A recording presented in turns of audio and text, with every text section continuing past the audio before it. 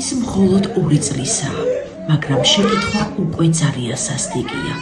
მივცემთ მას შანსს, რომ იცოცხლოს.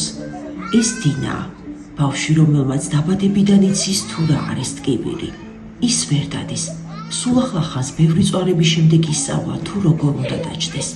სამწუხაროდ საქართველოში მას ვერ უმკურნალეს. ამიტომ დედამისმა დათმო ყველაფერი, რაც გააჩნდა და თავისი პატარა პრინცესა თურქეთში წაიყვანა, იმიტომ რომ შანსი მხოლოდ იქნეს. ექიმები ამბობენ, ჩვენს პატარას ფეხზე დავაყენებთ, თუმცა ოჯახს აღარ დარჩა არაფერი, არც ფული რომ გამოკვლევები გააგრძელონ, არც უკან დასაბრუნებელი ბილეთები. მეგობრებო, ეს მხოლოდ სიტყვები არ არის. ეს არის ამბავი ბავშვზე და მის სიცოცხლეზე. შეხედეთ მის ულამაზეს თვალებს.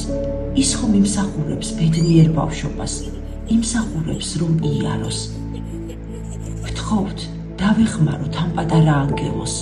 დრო აღარ ითმენს. გადარიცხეთ ნებისმიერი თანხა ჩერნოვეცკის ფონდის ოფიციალური საიტის მეშვეობით.